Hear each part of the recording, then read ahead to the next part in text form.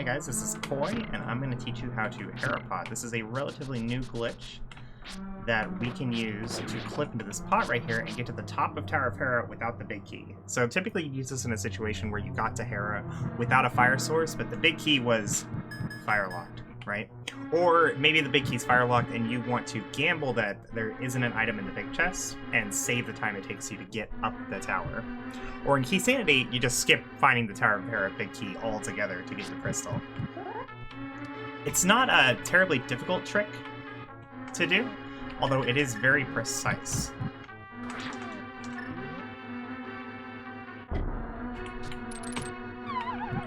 But as you can see, we just use a bomb to push ourselves 1 pixel into that pot, which allows us to clip through it and fall in and get to the top of the dungeon, where we can then kill Moldorm, or if we were still looking for items, drop down and grab the chest and hint tile or whatever. But without the big key, of course, we will not be able to get this big chest.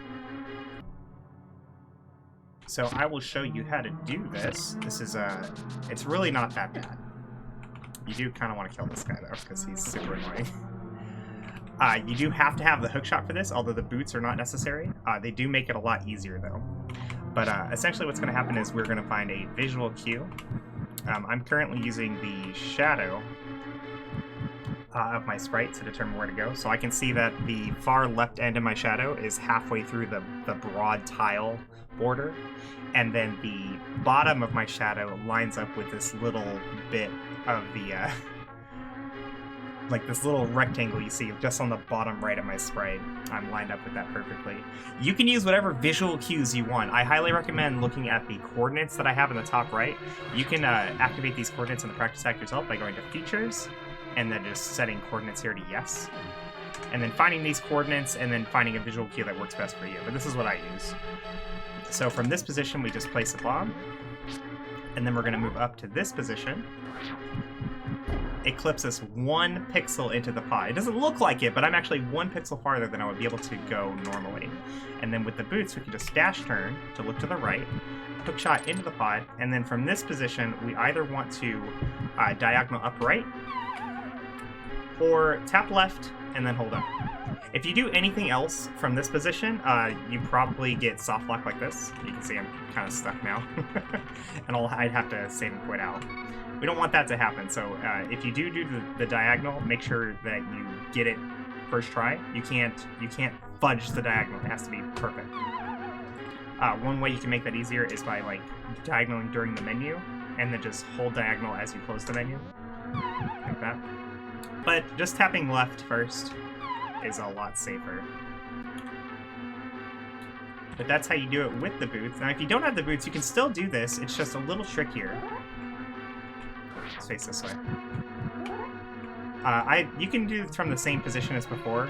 Like you can place the bomb from here and then just walk up and turn around to the right.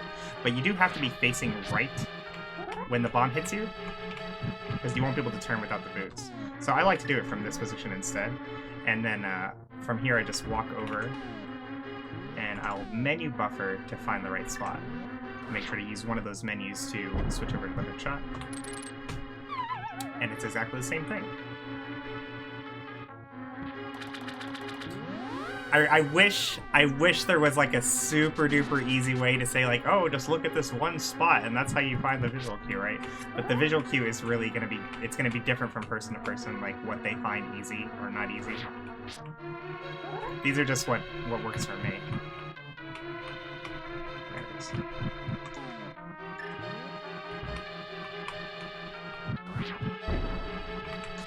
But you can see it's not really a terribly difficult glitch or anything. It's just very precise, and it's comparable to hammer jump or the Ice Palace bomb jump in like the really tight pixel positions. Except it's actually slightly easier because you have a lot more time to set up that first cue, and with menu buffers, like you have all the time in the world to set up this second cue. We'll do it one more time without the boots, and then we'll call it a day. Here. Need to be centered. Come on. There you go. Is that it? No. Oh god. I'm gonna miss it. There it is. It's not that bad. It really isn't that bad. And it's a very cool glitch to use when it comes to, like, trying to route out the game. Like, being able to come to Hera without a fire source and not have to worry about having to miss out on the boss. And being able to, like, make that gamble of whether or not you're willing to risk not getting the big chests. I think that's a really cool gamble. That it could pay off. It might not pay off. You never know, right? Gotta make the plays. Gotta make the plays. Well, thank you so much for watching, and I hope you have a great day.